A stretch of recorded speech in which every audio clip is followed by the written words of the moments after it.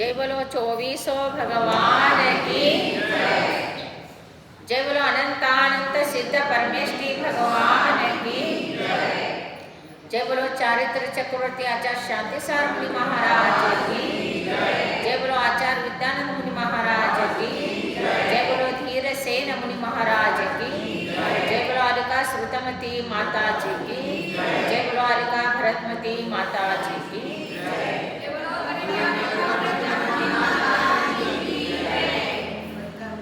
विसट्टकन्दोटदलानुयारं सुलोयनं छन्दसमानतुण्डं घोनाशियं जं पयकोपसोऽहं तं गोमटेशं प्रणमामि नित्यं तं गोमटेशं प्रणमामि नित्यं प्रणमामि नित्यं। महानुभाव, कल जैसा बताया पंच समवाय उसमें से निमित्त के ऊपर सुना था आप लोगों ने। आज पुरुषार्थ। पुरुषार्थ क्या चीज होता है? जो बुद्धिपूर्वक हम प्रयत्न करते हैं कोई भी चीज को प्राप्त करने के लिए, उसका नाम है पुरुषार्थ। पुरुषार्थ ही दैव बन जाता है। आज का पुरुषार्थ कल का दैव। आज जो हम पुरुषार्थ करेंगे, आज जो हम धर्म करेंगे, आज जो हम त्याग संयम आदि करेंगे, उसका फल अपने को भविष्य में मिलता है। और बुद्धि पूर्वक जो हम करते हैं वो पुरुषार्थ है, और सहजता से जो प्राप्त होता है वो दैव है। दैव के बारे में बाद में बताएंगे, लेकिन पहला पुरुषार्थ। तो पुरुषार्थ बहुत से लोगों के मन में रहता है कि हम जो करना चाह रहे हैं या कर रहे हैं तो वो हो नहीं रहा या उसका फल नहीं मिल रहा है, ऐसे मन में आता है। लेकिन जो हम पुरुषार्थ करते हैं उसके साथ पूर्व जन्म का दैव भी चाहिए होता है। इसलिए कहा है कि दैव क्या चीज है? तो यत् प्राग संचितम कर्म अशुभम व शुभम तद्दैव। यत् प्राग जन्मनि संचितम, जो पूर्व में जो हमने संचित किया है, अशुभ कर्म हो या शुभ कर्म, वही दैव है। फिर आज हम पुरुषार्थ करते जा रहे हैं तो उसके साथ पीछे से दैव भी रहता है, और वो जो दैव है अपने को पुरुषार्थ में सहायक बनता है। जैसा उदाहरणार्थ पुत्र की प्राप्ति के लिए पुरुषार्थ करके विवाह कर लिया, पुरुषार्थ करके शादी कैसे करते हैं?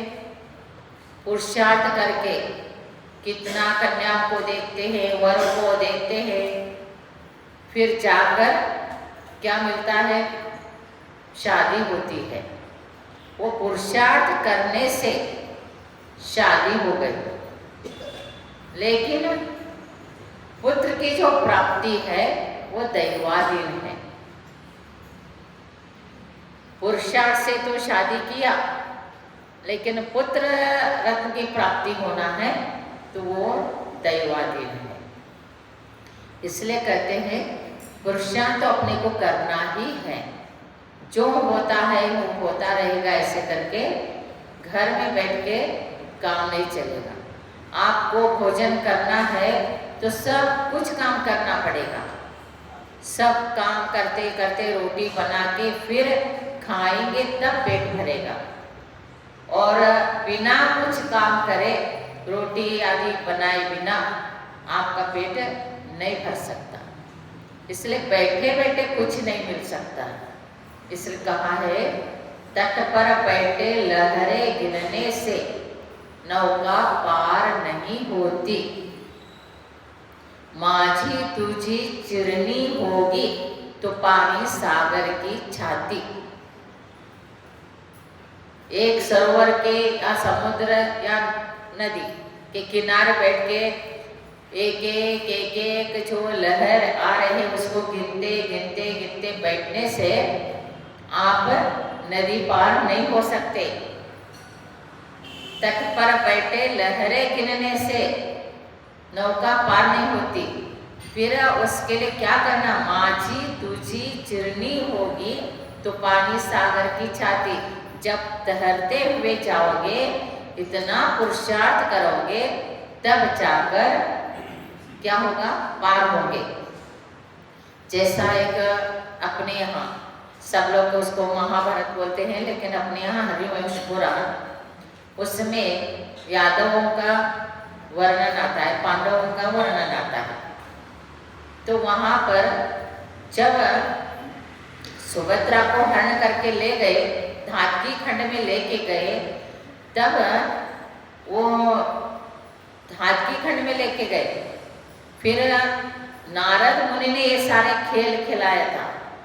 फिर वो वहाँ जाके छोड़ा, क्योंकि सुभद्रा के सामने आए तो वो उसने थोड़ा सा उनका सम्मान नहीं किया और उन्होंने देखा नहीं था। फिर उनको, आपको मालूम है नारद क्या होता है, कलह प्रिय होता है। उसने क्या कर दिया, धातकी खंड के राजा के पास जाके इनको जैसा वो सोई थी वो भद्रासन सहित वहां छोड़ दिया। और फिर यहाँ सब लोग ढूंढते ढूंढते कृष्ण महाराज को पता चला, पांडवों को पता चला कि सुभद्रा कहाँ है, तो धातकी खंड में है। देखो, जम्बूद्वीप धातकी खंड, लवण समुद्र क्रॉस करके जाना होगा। फिर वहां कैसे जाए, तो उन्होंने गंगा नदी के किनारे बैठकर रथों का अर्थात विद्या सिद्ध कर दिया और 5 पांडव और एक कृष्ण महाराज 6 रथों को सिद्ध कर लिया और उनसे उनके मार्ग से वो चले गए, क्योंकि समुद्र पार होना है। फिर तो सब वहाँ गए। फिर क्योंकि एक चक्रवर्ती दूसरे चक्रवर्ती को नहीं देख सकता, एक तीर्थंकर दूसरे तीर्थंकर को नहीं देख सकते, और वैसे ही नारायण को नहीं देख सकते। श्री कृष्ण महाराज है, वहाँ भी एक नारायण है।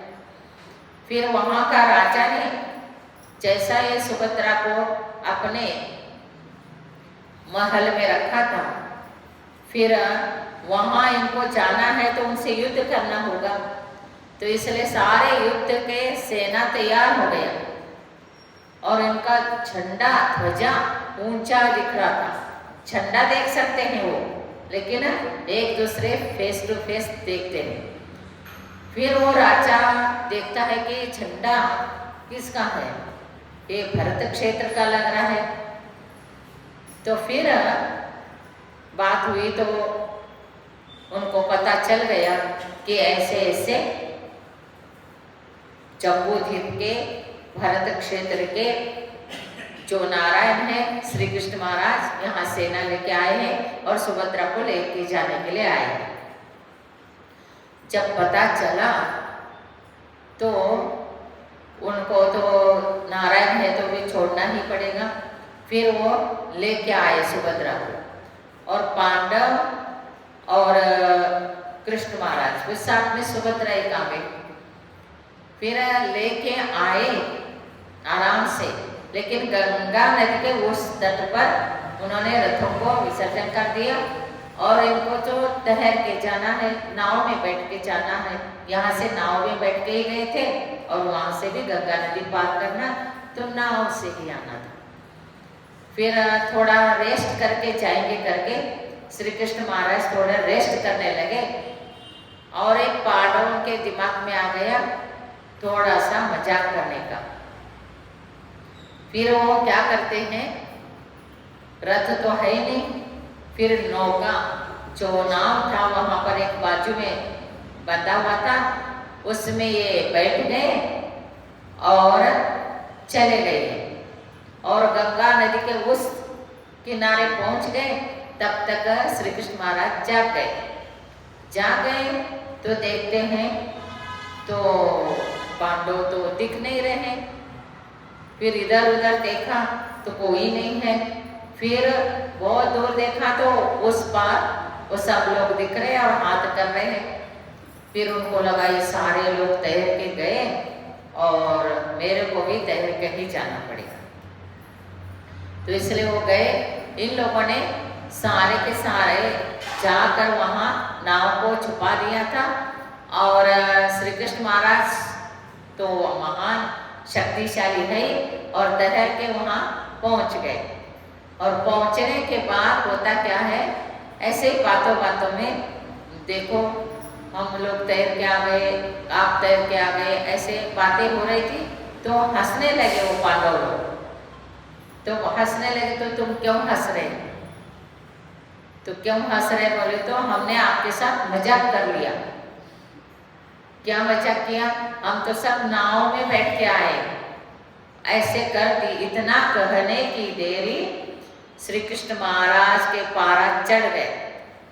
श्री कृष्ण महाराज ने बोला ये कोई क्षेत्र है, ये कोई समय है मेरे साथ मजाक करने का, तुम लोगों ने मजाक किया है। मैं तो पुरुषार्थ करके मैं अपने बल से मैं तैर के आया, लेकिन तुम लोग नाव से आके मेरे को तैर के आने के लिए बोला, तो तुमने मेरे साथ मजाक किया। तो एक सुई के पॉइंट इतना जगह तुमको नहीं दूंगा हस्तिनापुर। पहला उनके लिए ही कितना लड़े, कितना सब कुछ करके जीत लिया, लेकिन अब तुमने हमारे साथ मेरे साथ मजाक किया है, सुई के पॉइंट इतना जगह नहीं। फिर उसके बाद वो सारे पांचों पांडवों को उन्होंने हस्तिनापुर में एक इंच जगह नहीं दिया। फिर वो पुरुषार्थ करके पांचों पांडवों ने निकल गए, उनको कुछ नहीं मिला, कुछ भी नहीं मिला। फिर निकल के आए हस्तिनापुर से। तो उसके बाद खांडवन को अर्जुन ने, खांडवन था तो अर्जुन ने इंद्रप्रस्थ बना दिया वहां पर।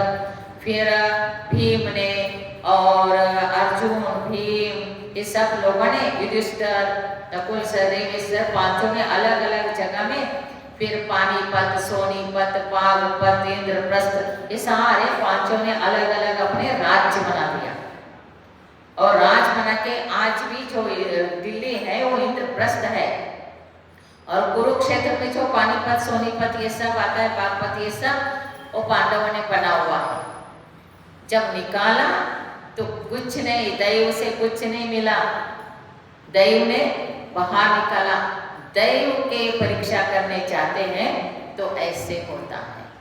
तो पुरुषार्थ करके उन्होंने क्या कर दिया, ये राज्य स्थापना कर दिया, फिर रहने लग गए। तो कहने का तात्पर्य पुरुषार्थ करना होता है। पुरुषार्थ करके गंगा नदी को पार कर दिया श्री कृष्ण महाराज ने, और पुरुषार्थ करके पांडवों ने अपने राज्य स्थापना करके फिर बड़े वैभव से रहने लग गए। तो कहने का तात्पर्य जो हम पुरुषार्थ करते हैं उससे हम दैव को बनाते हैं। इसलिए कहा आज का पुरुषार्थ कल का दैव। जो हम पुरुषार्थ करते हैं वही दैव रूप से फल देता है। कितना श्रेष्ठ श्रेष्ठ लोग पुरुषार्थ से बने। पुरुषार्थ कहाँ है, क्या कहा है, सबसे पहले धर्म पुरुषार्थ करो, फिर अर्थ पुरुषार्थ करो, फिर काम पुरुषार्थ करो, फिर मोक्ष पुरुषार्थ करो। प्रातः काल उठ के आप घर से यहाँ तक आए तो ये पुरुषार्थ ही है आपका। पुरुषार्थ नहीं करते हैं तो आलसी होके जो सो रहा है तो सो ही रहा है और फिर उनका कुछ मतलब ही नहीं है। और आप जल्दी उठ के सब घर का काम करके फिर यहाँ आते हैं तो पुरुषार्थ करके आए तो पुण्यार्जन कर रहे हैं।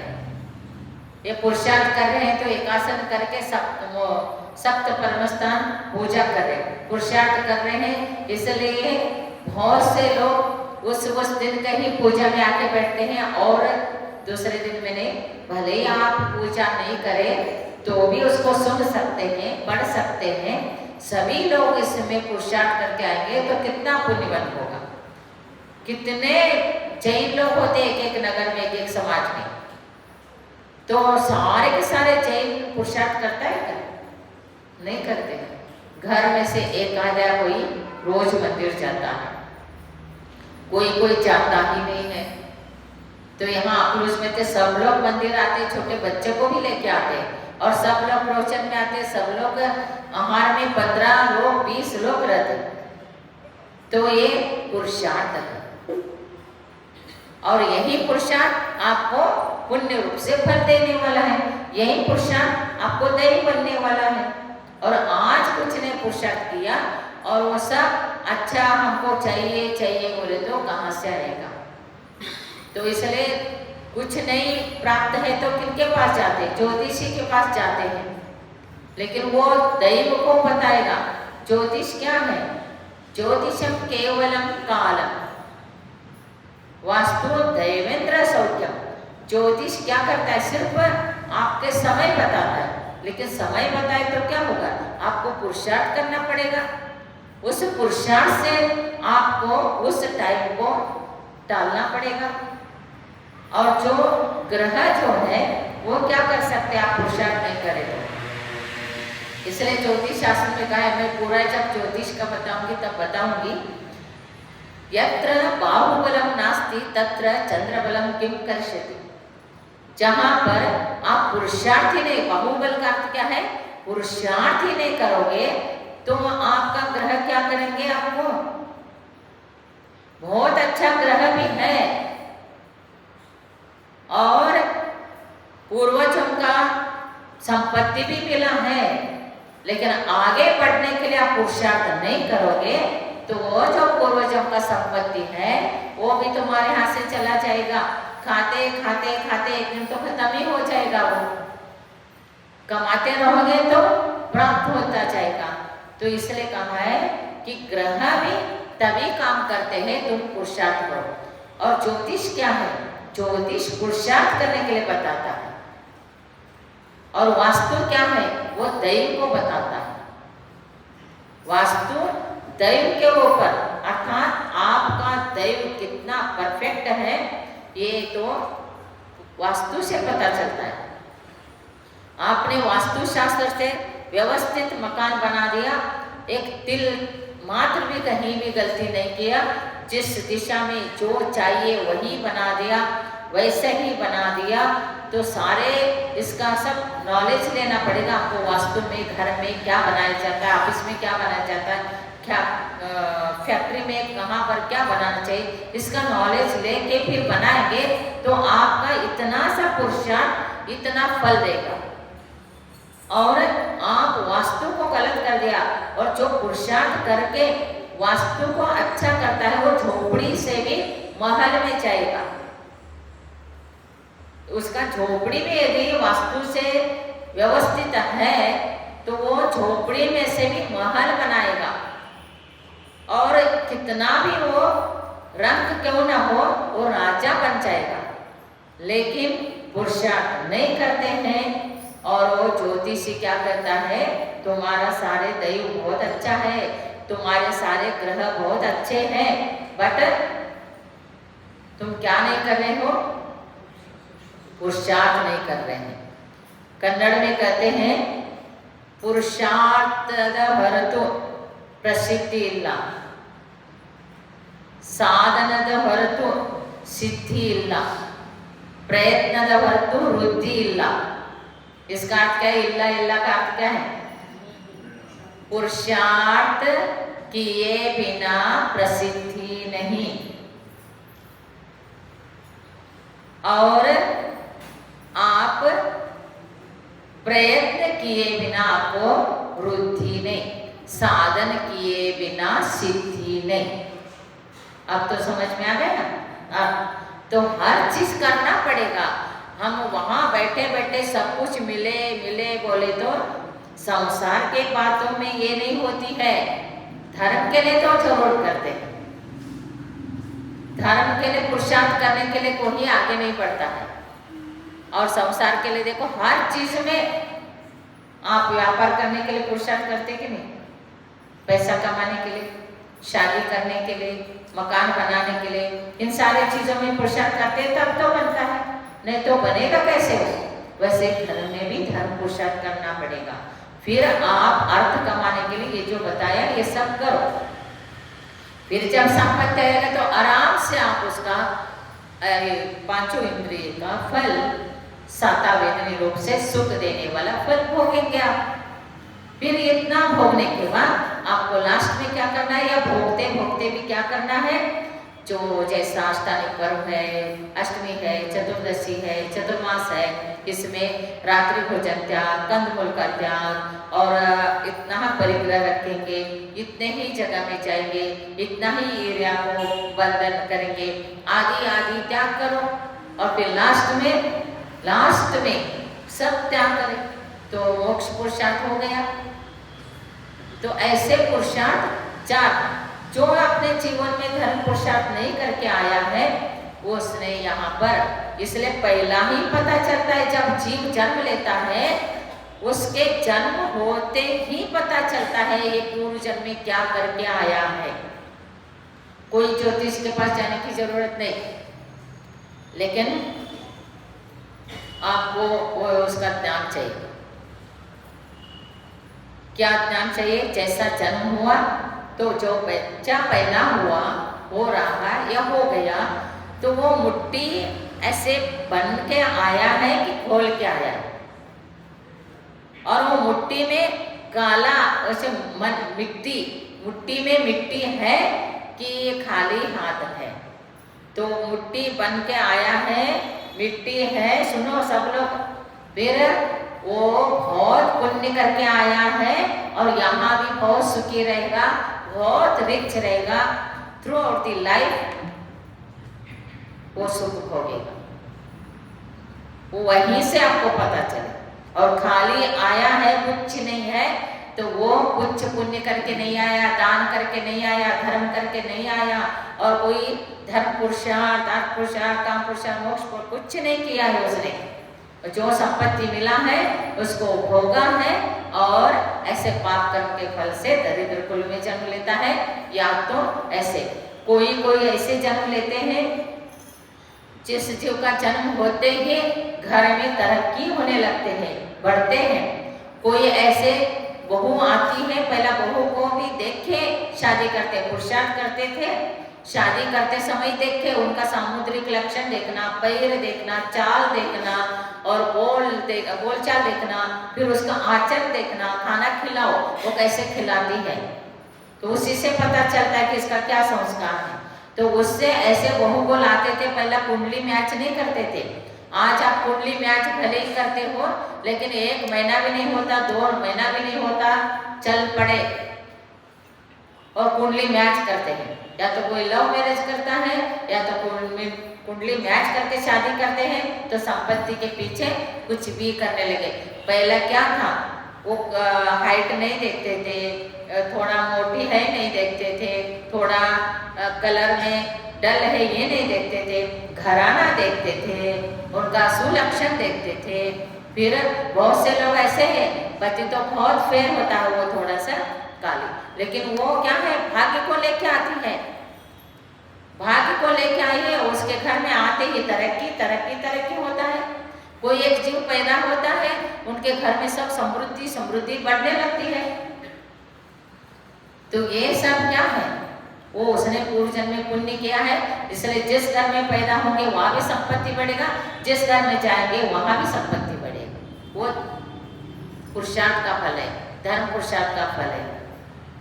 और आज ऐसे ही पुरुषार्थ करेंगे तो जहाँ भी जाओगे वहाँ सुख ही सुख पाओगे। तो ऐसे एक इंद्रिय से लेकर पंचेंद्रिय तक जो जीव के प्रति दया वात्सल्य करुणा और अपने लिए भले कष्ट हो जाए तकलीफ हो जाए लेकिन दूसरे जीव सुखी रहे, ऐसे जो काम करके आए पूर्वजन्म में, वो ये पंचम काल में तो है नहीं, पद्मिनी जाति का स्त्री बोला जाता है। इस काल में, इस पंचम काल में अष्टापद नहीं, पद्मिनी जाति का स्त्री नहीं है और राजहंस नहीं है। ये पंचम काल में ये उत्कृष्ट चीज नहीं, जहां पर ये जाएंगे रहेंगे वहां सुख सुख होता है। पद्मिनी जाति का स्त्री जिस घर में जाएगी, जहां पर जाएंगे वहां पर सुख समृद्धि बढ़ते जाता है। तो वो स्त्री है और बाकी भी स्त्री है, लेकिन वो पूर्व जन्म में क्या करके आई है उसका फल वहां भी भोगे, यहाँ भी भोगे, सबको भी भोगने दे। इसलिए ऐसे धर्म पुरुषार्थ करना कि पुरुषार्थ करे और व्यर्थी पुरुषार्थ, वो धर्म के गुना पुरुषार्थ के लिए हमारे शास्त्र में कहा है, जैसा रेत में से तेल निकालना व्यर्थ है पुरुषार्थ। तिल में से तेल निकालेंगे तो तेल मिलेगा और रेत में से तेल मिलेगा। बहुत पुरुषार्थ कर रहे, बहुत पुरुषार्थ कर रहे और पर्वत को खुदाई करके पर्वत को ही तोड़ रहे हैं, लेकिन वहां पर ना कुछ है, न हीरा है, न सोना है, न चांदी है, फिर क्या व्यर्थ। तो इसलिए व्यर्थ पुरुषार्थ किसको कहा जाता है? धर्म के बिना दुकान खोल के बैठना, धर्म करे भगवान के अभिषेक के बिना, भगवान के दर्शन के बिना घर गृहस्थी संसार में काम करते रहना, ये व्यर्थ पुरुषार्थ है। और धर्म सबसे पहला 5 मिनट के लिए क्यों ना हो, भगवान मंदिर, पहला दर्शन, फिर बाकी सारे। पहला देवगुरु शास्त्र का उपासन, टाइम टेबल फिक्स करना चाहिए। सुबह प्रातःकाल जितने बजे उठते हैं, चाहे 5:30 बजे उठे, 5 बजे उठे, 6 बजे उठे, वहां से लेके 9:30 तक या भगवान का अभिषेक आदि हो तो उसका जो टाइम है वहां तक मैं संसार के कोई भी काम करूंगा नहीं।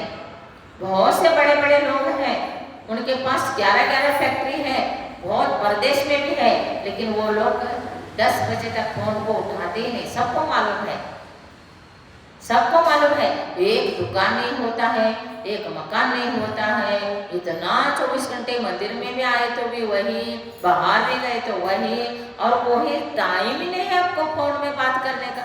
हर टाइम में बात, हर टाइम में वो संसार, हर जगह में संसार, फिर क्या पुरुषार्थ होगा, उससे क्या मिलेगा? और एक टाइम टेबल फिक्स करके आप करेंगे, वो भी अनुशासन का पालन करेगा, डिसिप्लिन होगा, तो आपके अंदर अनुशासन होगा तो दूसरे अनुशासन का पालन करेगा। आपके अंदर ही अनुशासन है, any time you are talking to him, उनके साथ बात कर रहे हैं आप हर टाइम में, तो वो कभी भी फोन करेगा। आप पूजा में बैठे तो भी फोन करेगा, आप खाना खा रहे तो भी फोन करेगा, आप आहार दे रहे तो भी फोन करेगा। फिर आपका रूल्स ही नहीं है,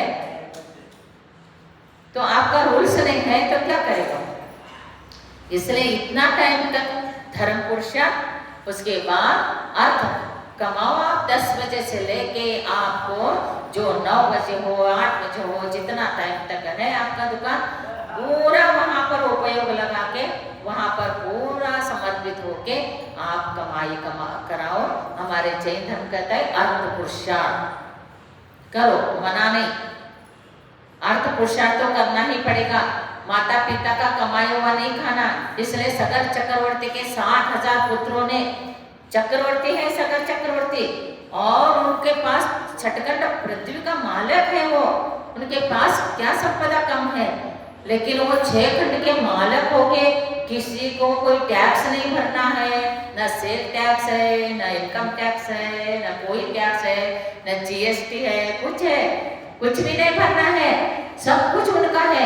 फिर जो 60,000 पुत्र अपने पिता के पास, चक्रवर्ती के पास आते हैं, हमको कुछ काम दीजिए, और चक्रवर्ती कहते हैं क्या काम देने का, सारे तो तुम्हारा ही है, जितना चाहिए उतना खाओ, 60 भोर तक बैठ के खाए तो भी कम नहीं होगा, इतना संपत्ति तुम्हारा है, फिर क्या काम करना है? उन्होंने बोला नहीं, हम अपने पुरुषार्थ से, हम अपने कमाई से सब जीवन जिएंगे, हमको आपके पुण्य से मिला हुआ नहीं चाहिए। फिर वो सोचते हैं कि काम क्या देंगे, फिर काम तो कुछ देना ही पड़ेगा। वो जिद करके बैठे 60,000 पुत्र, क्योंकि चक्रवर्ती को 60,000 पुत्र होते हैं।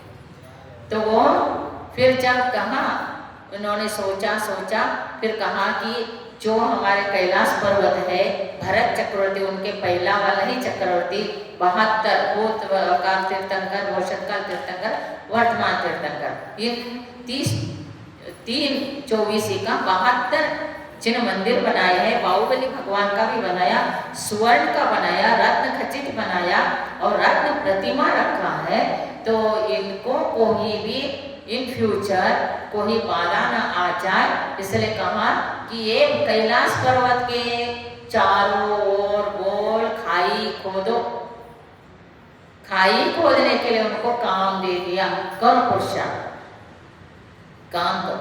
वो सारे 60,000 पुत्रों ने खाई खोदा कैलाश पर्वत के चारों ओर खोदी और उसमें गंगा जल को लाके छोड़ा।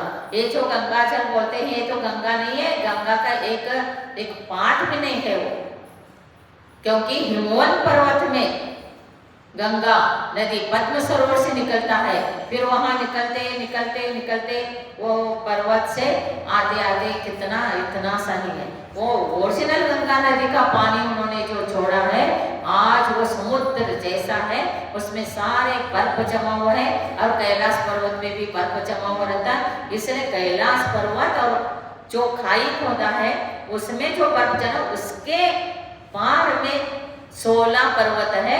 कोई जाता भी है, 80 लोग मेडिकल टेस्ट करके जाते हैं तो वहां तक 1-2 ही पहुंच जाता है। मानव सरोवर तक की 2-3 पहुंच जाते हैं, उसके पहले तो सब लोग रिजेक्ट होते जाते हैं, क्योंकि वहां का ऑक्सीजन से प्रॉब्लम आके सब परेशानी हो जाती है, तो वहीं के वहीं रोक देते। और जो हिम्मत करके आता है तो वो 16 पहाड़ तक है, वो कैलाश पर्वत में कोई जा ही नहीं सकता। कैलाश पर्वत के पूरा मंदिर बर्फ से ढका हुआ है, दिखते भी नहीं, चाहे आप एरोप्लेन से भी घूम के आ जाए तो भी नहीं दिखेंगे। तो वो काम कराया, तो वो इसलिए इतना विशाल गंगा नदी खाई में भरा, वो बर्फ भी जमा रहता है। इस पंचम काल में आदिनाथ पुराण में जिनसेन आचार्य ने कहा, कभी कैलाश पर्वत ऐसे ही आपको फ्लाइट से जाना भी है तो मानस सरोवर तक भी जाना है तो पहला आदिनाथ पुराण पढ़ के जाइए। कैलाश पर्वत के बारे में बहुत सुंदर वर्णन बताया। तो उन्होंने कहा कि ये पंचम काल में बर्फ से ढका हुआ रहेगा, कोई आए नहीं, कोई सोना को लेके नहीं जाए, कोई रत्न को लेके नहीं जाए, कोई उसको बाधा न पहुंचाए, सुरक्षा के। तो 60,000 पुत्रों से ये पुरुषार्थ कराया, तो वो पुरुषार्थ से आज कोई वहां नहीं जा सकता। देखो, तो ये कहने का तात्पर्य अपने पुरुषार्थ से क्या नहीं होता है, सब कुछ होता है। आप भाग्य को बदल सकते हैं पुरुषार्थ से, हाथ का रेखा को बदल कर सकते हैं आप पुरुषार्थ से। आपके भाग्य का रेखा ही नहीं है तो आप भाग्य का रेखा बना सकते हैं, ज्ञान का रेखा नहीं है तो ज्ञान बढ़ा सकते हैं। तो एक स्टूडेंट पढ़ाई में होशियार था, लेकिन एक स्टूडेंट होशियार नहीं था।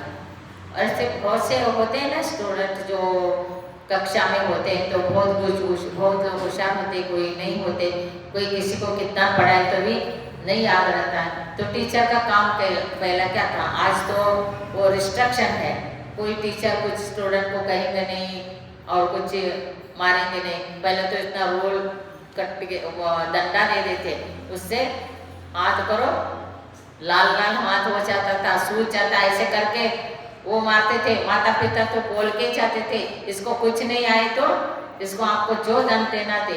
और आज माता पिता बोल के आते हैं हमारे बच्चों को कुछ नहीं बताने का, कुछ नहीं कहने का, कहेंगे तो आपको हम जेल भेज देंगे।